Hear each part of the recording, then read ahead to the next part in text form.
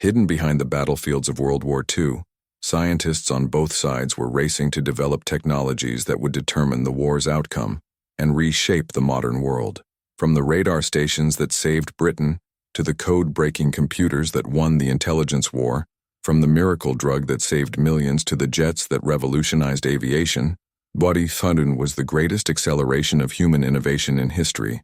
This is the untold story of the laboratories, the brilliant minds, and the extraordinary inventions that emerged from humanity's darkest hour.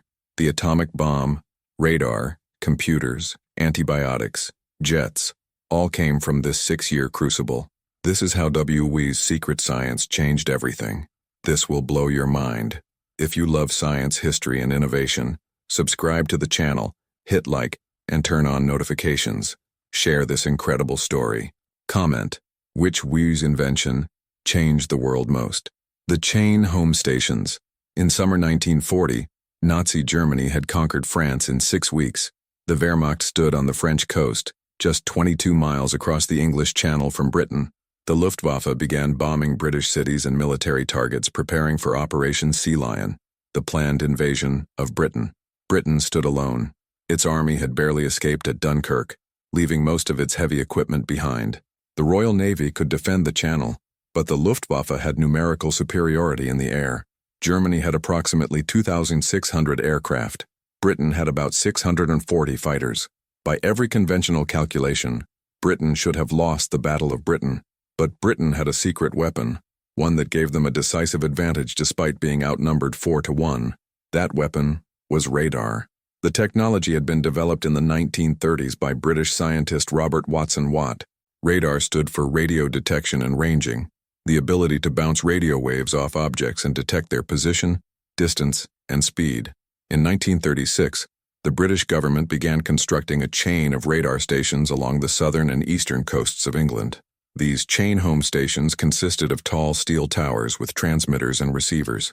Each station could detect aircraft up to 100 miles away and determine their altitude, heading, and approximate numbers. This was revolutionary. Before radar, air defense relied on human observers with binoculars who reported when they heard or saw aircraft. By that time, bombers were already over their targets. Fighters scrambled in response would arrive too late. Radar changed everything. Now, British operators could detect German aircraft forming up over France, track them crossing the Channel, and predict where they were heading. RAF fighters could be positioned to intercept before the bombers reached their targets. But the technology had to be kept absolutely secret. If Germany knew Britain had radar, they might develop countermeasures or target the radar stations first. So Britain went to extraordinary lengths to conceal the technology. Part 2. The fighter pilot who couldn't explain Wing Commander John Cat's-Eyes. Cunningham was the RAF's most successful night fighter pilot in 1940-41. He shot down 20 enemy aircraft at night, an extraordinary achievement when night interception was extremely difficult. The British press publicized Cunningham's success, attributing his exceptional night vision to a diet rich in carrots. Carrots help you see in the dark, newspaper headlines proclaimed. The story was that Cunningham ate so many carrots that his night vision became superhuman. It was complete fiction. The carrot story was deliberate disinformation to hide the real reason for Cunningham's success. Airborne radar. British engineers had developed air interception radar that could be mounted in night fighters. The radar operator would detect enemy bombers, guide the pilot into position, and Cunningham would shoot them down. But Britain couldn't admit they had airborne radar, so they invented the carrot story. It was so successful that British civilians began eating more carrots, believing it would help them see better during blackouts. German intelligence, meanwhile, wasted time investigating whether carrots actually improved night vision. The deception worked. Germany didn't realize the extent of British radar capabilities until much later in the war. Part 3. The cavity magnetron. Britain's radar technology made another crucial leap in 1940 with the invention of the cavity magnetron by John Randall and Harry Boot at Birmingham University. Previous radar systems used long-wave radio signals, which required massive antennas and provided imprecise targeting.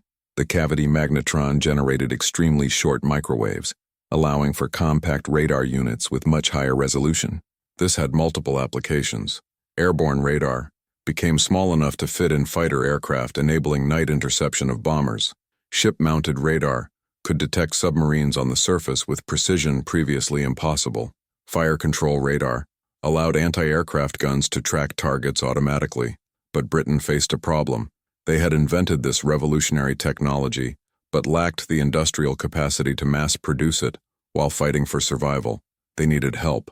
In September 1940, a British delegation traveled to the United States carrying Britain's most sensitive military secrets in a single suitcase, including the cavity magnetron. It was an extraordinary act of trust. Britain was sharing technology years ahead of anything America possessed. The delegation met with American scientists and military officials, demonstrating the cavity magnetron. The Americans were stunned. One scientist later said it was the most valuable cargo ever brought to our shores.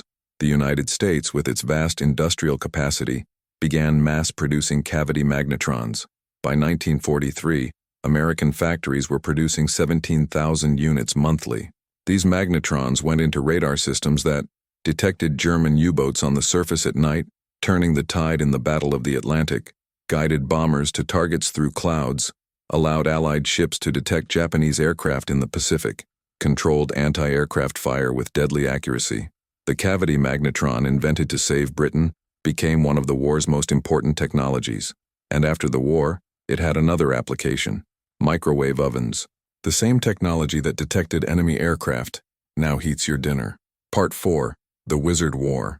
The battle between radar and counter-radar became known as the Wizard War, an invisible struggle of scientists and engineers trying to outwit each other. Germany eventually developed its own radar systems. The Würzburg radar guided night fighters to intercept RAF bombers attacking German cities. The Freya radar provided early warning of Allied air raids.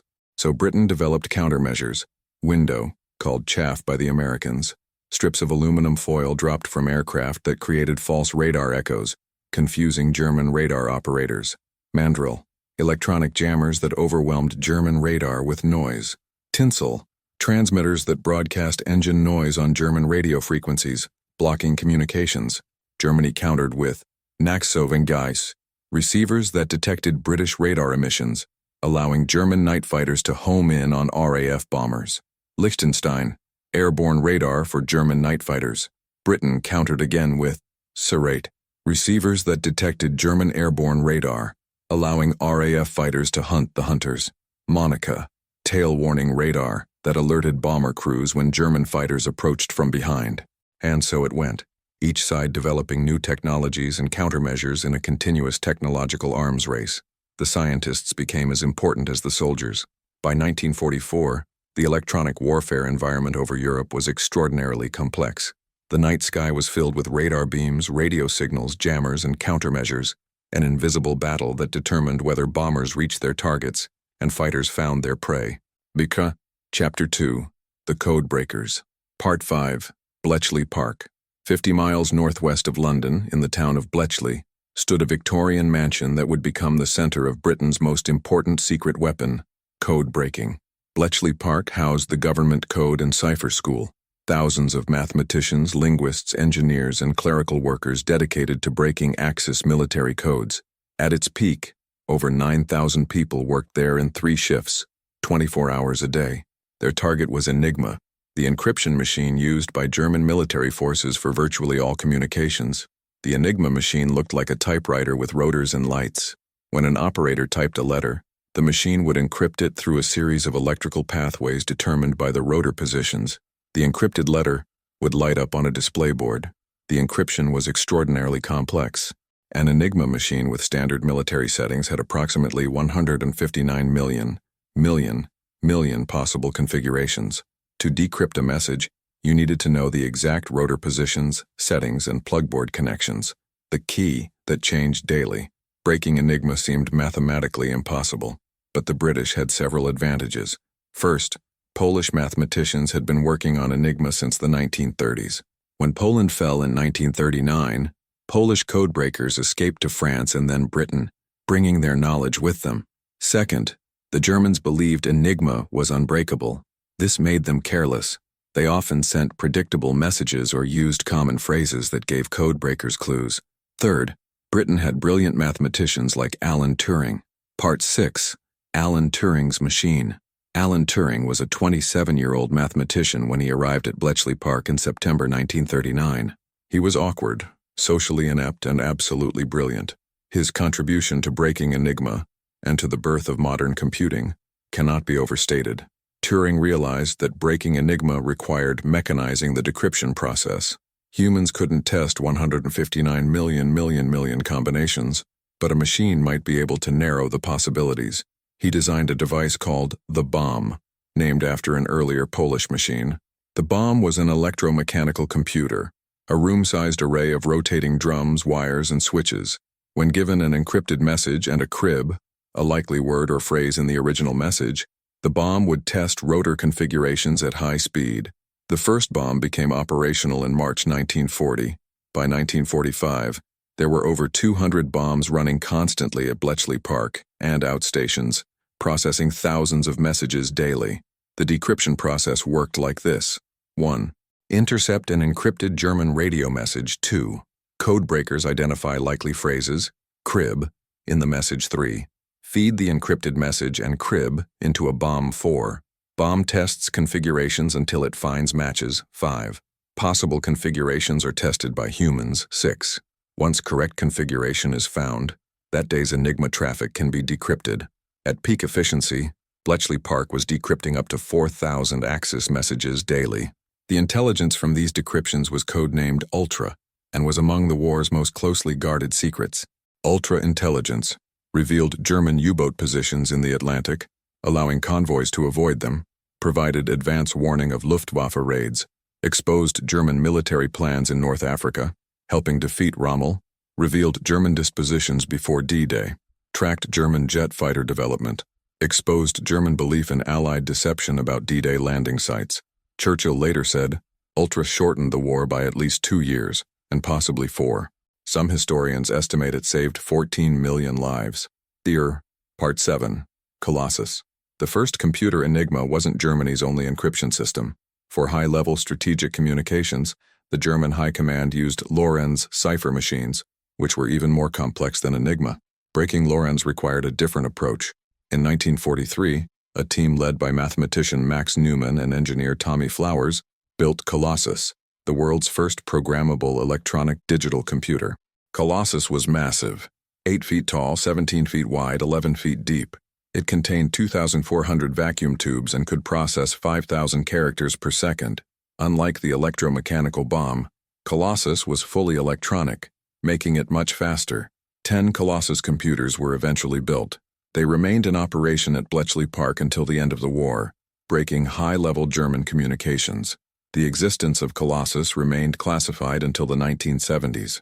This meant that when historians wrote about the invention of the computer, they credited American ENIAC, 1945, or other machines. In reality, Colossus predated them by 2 years. Colossus represented a fundamental breakthrough: programmable electronic computing. The principles that Tommy Flowers and Max Newman developed would directly influence post-war computer development. Alan Turing's theoretical work on computation, his universal machine concept, laid the foundation for modern computer science. But because his work at Bletchley Park was classified, he couldn't publish it during or immediately after the war. Tragically, Turing died in 1954 at age 41, likely by suicide after being prosecuted for homosexuality. It wasn't until decades later that his crucial contributions to winning the war and inventing computing were publicly recognized. Laboratories Part 8. The Intelligence Dilemma. Breaking enemy codes created a unique dilemma: how to use the intelligence without revealing you have it. If you intercept and decrypt a message saying, German convoy sailing from Naples to Tripoli on July 15th, you can sink that convoy. But if you do it too obviously, Germany will realize their codes are broken and change them. The solution was elaborate deception. Before acting on ultra-intelligence, British commanders would arrange plausible discovery of the target. A reconnaissance plane would accidentally spot the convoy. A spy would report enemy movements. Only then would forces attack. Sometimes, agonizing decisions had to be made. Churchill reportedly knew from Ultra that Coventry would be bombed on November 14, 1940, but couldn't evacuate the city or heavily reinforce defenses without revealing that Enigma was broken. Coventry was destroyed, killing over 500 civilians, Whether this specific story is true remains debated, but the dilemma was real. Throughout the war, commanders had to balance the immediate benefit of acting on intelligence against the long-term risk of losing that intelligence source. The Germans never realized that Enigma had been comprehensively broken. They made modifications to the system throughout the war, each requiring new code-breaking efforts, but they continued believing Enigma was secure until the end. This was one of intelligence history's greatest successes, a secret kept not just during the war, but for decades after. Chapter 3, The Wonder Drugs and Jets. Part 9, The Mold That Saved Millions. In 1928, Scottish bacteriologist Alexander Fleming noticed something odd in his laboratory at St. Mary's Hospital in London. He had left a petri dish of Staphylococcus bacteria uncovered, and mold had contaminated it. But around the mold, bacteria hadn't grown. The mold was killing them. Fleming identified the mold as Penicillium notatum and discovered it produced a substance that killed many disease-causing bacteria. He called it penicillin, but Fleming couldn't figure out how to produce penicillin in useful quantities. For over a decade, penicillin remained a laboratory curiosity. Then came World War II. In 1939, a team at Oxford University led by Howard Florey and Ernst Boris Chain began researching penicillin. They successfully purified it and demonstrated it could cure bacterial infections in mice. In 1941, they tested it on a human patient, a policeman dying of septicemia. The penicillin worked dramatically. The patient improved rapidly. But the Oxford team ran out of penicillin before completing treatment, and the patient died. The problem was production. Making enough penicillin for one patient required hundreds of liters of mold culture. Britain, under bombardment and fighting for survival, couldn't spare resources for large-scale penicillin production. Like radar, Britain turned to America. Part 10, Mass Production. In 1941, Florey traveled to the United States with a sample of penicillium mold hidden in his coat pocket. American pharmaceutical companies and government laboratories began working on mass production. The breakthrough came from an unexpected source, a moldy cantaloupe found at a Peoria, Illinois market. The mold on that cantaloupe, Penicillium chrysogenum, produced penicillin 200 times more efficiently than Fleming's original mold. American companies developed methods to grow the mold in massive fermentation tanks. By 1943, production reached levels sufficient for military use. By 1944, there was enough penicillin for both military and civilian use. The impact was extraordinary. Before penicillin, a soldier with an infected wound faced amputation or death. Diseases like pneumonia, scarlet fever, and gonorrhea were often fatal. After penicillin, bacterial infections that had killed millions for all of human history became treatable. Mortality from infected wounds dropped by 12–15%. D-Day on June 6, 1944, was the first major military operation with adequate penicillin supplies. Allied commanders credited penicillin with saving thousands of lives in the Normandy campaign. After the war, penicillin became widely available to civilians. It was called a wonder drug, the first antibiotic, opening a new era in medicine. Diseases that had plagued humanity for millennia became curable. Fleming, Florey, and Chain shared the 1945 Nobel Prize in Medicine. But perhaps the real heroes were the industrial scientists and engineers who solved the production challenge, turning a laboratory curiosity into mass-produced medicine. Part 11. The jet age begins on August 27, 1939, 4 days before Germany invaded Poland. A revolutionary aircraft took off from Marienhof Airfield in Germany. The Heinkel He-178 was the world's first turbojet-powered aircraft. Traditional aircraft used piston engines driving propellers. But as speeds increased, propellers became inefficient. The solution was the jet engine, burning fuel in a turbine to produce thrust directly. British engineer Frank Whittle had patented a jet engine design in 1930, but couldn't get funding to develop it. German engineer Hans von Ohain developed a similar design independently. Ironically, Germany, which would benefit most from jet technology, was slow to pursue it seriously. The He-178 demonstrated that jet propulsion worked, but Germany didn't immediately pursue jet fighters. Hitler, convinced the war would be won quickly, didn't want to divert resources to unproven technology. Meanwhile, Britain was developing jets too. The Gloucester E-2839, powered by Whittle's W-1 engine, flew in May 1941. But Britain also delayed operational jets, focusing on proven technology. This changed in 1943 when Germany began fielding the Messerschmitt Me-262, the world's first operational jet fighter. Auditory Part 12, the Me-262 Swallow. The Me-262, Schwalbe, Swallow, was extraordinary. It could fly 540 mm, 120 mm faster than the best Allied piston fighters. It had superior acceleration and rate of climb. Armed with 4 30mm cannons, it could destroy bombers with single bursts. If deployed in large numbers early in the war, Me-262s might have changed the air war's outcome. But multiple factors delayed them. Technical problems. The early jet engines were unreliable, often failing after just 10 to 25 hours of use. Hitler's interference. When Hitler saw the Me-262, he ordered it converted from a fighter to a bomber, a role for which it was poorly suited. This delayed production by months. Allied bombing. Factories producing Me-262s and their engines were priority targets for Allied bombers. Fuel shortages. By 1944, Germany was desperately short of aviation fuel. Jets were even more fuel-hungry than piston engines. Pilot training. Jet aircraft required different flying techniques. Germany was running short of experienced pilots. The Me-262 entered service in July 1944. By war's end, about 1,400 had been built, but only about 200 saw combat. They shot down approximately 542 Allied aircraft, an impressive ratio, but insufficient to change the war's outcome. Allied pilots developed tactics against jets, attack them during takeoff and landing when they were vulnerable. Chuck Yeager famously shot down an Me-262 by positioning himself near its airfield and catching it before it could accelerate to full speed. Part 13. The Allied response.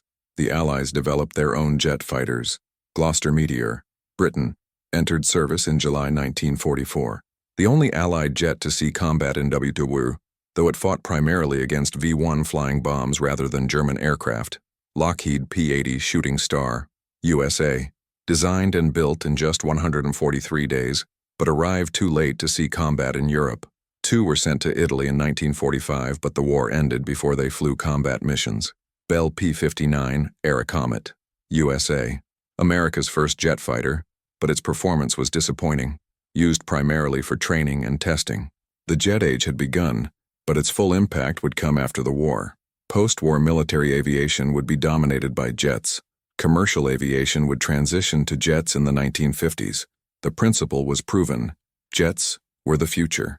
The irony is that both British and German engineers developed jet technology before the war, but neither country initially pursued it aggressively. Only when conventional warfare reached its limits did jets become priority. Icarus Chapter 4. The Ultimate Weapon. Part 14. The Manhattan Project. In August 1939, physicist Albert Einstein signed a letter to President Roosevelt warning that Nazi Germany might be developing an atomic bomb. The letter, actually drafted by Leo Szilard and other refugee scientists, explained that recent discoveries in nuclear physics made atomic weapons theoretically possible. Roosevelt initiated a small research program, but it wasn't until December 1941, after Pearl Harbor, that the United States committed fully to building an atomic bomb before Germany did. The effort was codenamed the Manhattan Project. It became the largest scientific undertaking in history. 130,000 people, multiple secret sites, cost of $2 billion, equivalent to about $30 billion today. The scientific challenge was extraordinary. An atomic bomb requires 1. Fissile material, either uranium-235 or plutonium-239, both extraordinarily difficult to produce. 2. Critical mass, enough fissile material brought together suddenly to create an explosive chain reaction. 3. Initiation, a mechanism to bring the material together at precisely the right moment. 3 massive facilities were built. Oak Ridge, Tennessee. Uranium enrichment plants using multiple methods to separate rare U-235 from common U-238. Hanford, Washington. Nuclear reactors producing plutonium-239. Los Alamos, New Mexico. Weapons Design Laboratory, where the bombs were actually designed and assembled. Part 15. Los Alamos. The Los Alamos Laboratory was built on a remote mesa in New Mexico. Its director was J. Robert Oppenheimer, a brilliant theoretical physicist who proved equally talented at managing the diverse collection of scientists working on the bomb. The Los Alamos team included many of the 20th century's greatest physicists: Enrico Fermi, Niels Bohr, Richard Feynman, Hans Bethe, Edward Teller, and dozens of others. Many were European refugees who had fled Nazi persecution. They developed two bomb designs: Little Boy, uranium, a gun-type design where one piece of uranium-235 was fired into another, creating critical mass. This design was simple enough that they didn't test it before using it on Hiroshima. Fat Man, plutonium, an implosion-type design where conventional explosives compressed a plutonium core to critical mass. This required extraordinary precision and was tested before deployment. The work was intellectually exciting but morally troubling. Scientists were developing a weapon of unprecedented destructive power. Some, like Szilard, began having doubts about using it. Others, like Teller, pushed for even more powerful designs. Part 16. Trinity. On July 16, 1945, at 5:29 a.m., the first atomic bomb was detonated at the Trinity site in New Mexico. The test was codenamed Trinity by Oppenheimer, quoting John Donne, "Batter my heart, three-personed God." The explosion released energy equivalent to 22,000 tons of TNT. A fireball rose 40,000 feet. The light was visible 280 miles away. A scientist 10 miles from the blast described being knocked down by the shockwave. The steel tower supporting the bomb completely vaporized. Oppenheimer later recalled thinking of a line from Hindu scripture, "Now I am become death, the destroyer of worlds." The bomb worked. America had the most powerful weapon ever created. The question now was whether to use it. Arguments for using the bomb. It would force Japan's surrender without an invasion. An invasion of Japan might cost 500,000 plus American casualties. It would demonstrate American power to the Soviet Union. Arguments against. The weapon was so powerful that using it might be immoral. Japan might surrender anyway if given guarantees about the emperor. Using it without warning would be seen as barbaric. It would start a nuclear arms race. President Truman decided to use the bomb. On August 6, 1945, Little Boy destroyed Hiroshima, killing approximately 140,000 people. On August 9th, Fat Man destroyed Nagasaki, killing about 70,000. Japan surrendered on August 15th. The year, Part 17, The Nuclear Legacy. The atomic bomb ended World War II, but it created a new reality. Humans now possessed weapons that could destroy civilization. The post-war nuclear arms race saw both the US and USSR develop hydrogen bombs thousands of times more powerful than the Hiroshima bomb. By the 1960s, the two superpowers possessed enough weapons to destroy the world multiple times over. The scientists who built the bomb had mixed feelings about their creation. Oppenheimer became an advocate for international control of atomic weapons and opposed the hydrogen bomb, leading to his security clearance being revoked during the McCarthy era. Leo Szilard spent his post-war career advocating for nuclear disarmament. Edward Teller became the father of the hydrogen bomb and a hawk on nuclear weapons. Einstein regretted signing the letter that started the Manhattan Project, saying, "Had I known that the Germans would not succeed in developing an atomic bomb, I would have never lifted a finger." The debate about whether using the atomic bomb was necessary or moral continues today. What's undeniable is that it fundamentally changed warfare, international relations, and human existence. For the first time in history, we possess the means to our own extinction. Epilogue. The scientific legacy. World War II accelerated scientific progress by decades. Technologies that might have taken 50 years to develop were created in 5 years under the pressure of total war. Radaring gave us modern air traffic control, weather forecasting satellites, microwave ovens, medical imaging technology. Computers gave us digital age, internet, artificial intelligence, modern telecommunications. Antibiotics gave us modern medicine, increased life expectancy, treatment of diseases that once killed millions. Jets gave us commercial air travel, global connectivity, military aviation technology. Nuclear power gave us nuclear energy, 23% of U.S. electricity, medical radiation treatments, nuclear physics discoveries, and the threat of nuclear war. These technologies emerged from a specific context: desperate nations fighting for survival, willing to invest unlimited resources in scientific research. The moral complexity of this period remains. Horrific war produced revolutionary progress. Many scientists involved struggled with this paradox. They had helped win the war and advance human knowledge, but at enormous cost. The weapons they created killed millions and threatened humanity's future. Today, we live in the world that WW2 science created. When you fly on a jet, use a computer, take antibiotics, or benefit from radar technology, you're using inventions born from that conflict. The lesson, perhaps, is that human ingenuity can achieve extraordinary things under pressure. But we must ask, can we achieve such progress without the pressure of war? Can we direct our scientific capabilities toward building rather than destroying?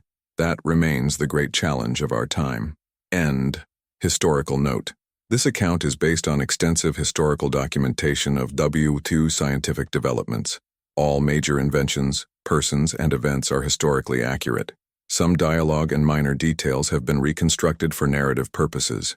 The scientists, engineers, and technicians who worked on these projects were real people facing real ethical dilemmas. Their work changed the world, for better and worse. We honor their brilliance while acknowledging the complex moral legacy they left us. Did this change your perspective? If these incredible WW2 scientific breakthroughs fascinated you, subscribe for more hidden history, hit like, and share with science lovers. Comment: which invention changed the world most? Turn on notifications for more amazing true stories.